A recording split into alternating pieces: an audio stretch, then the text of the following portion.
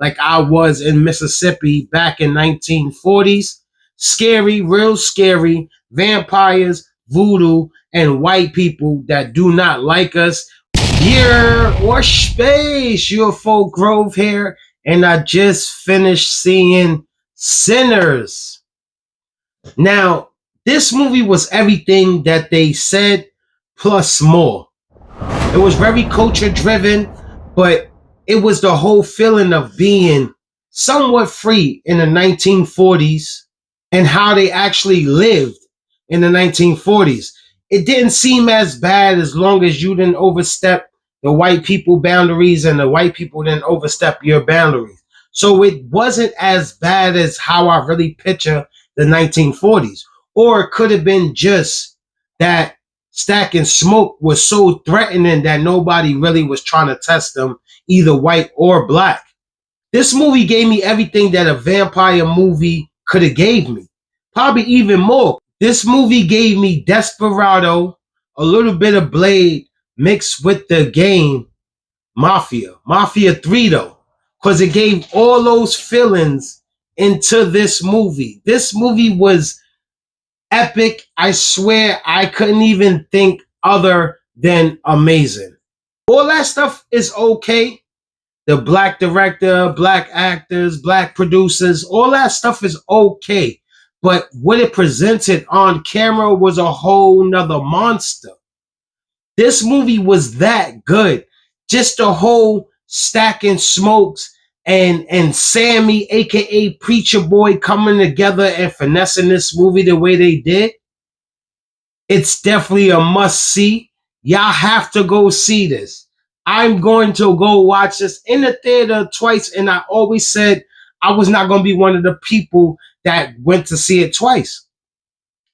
I'm like, yo, they amping this up way too much. Even the people that did come to defense for this movie, I felt like they felt it was owed to us to actually big up this movie. But no, when you watch this movie, you will understand that truly this movie is a gem.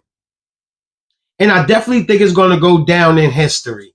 I actually posted my favorite vampire movies a little earlier today, and it didn't have that as an option. That would have been my top 5, no doubt. This movie was so crazy. I'm talking about the fighting scenes. Even I fell in love with a folklore Irish song in the movie, y'all.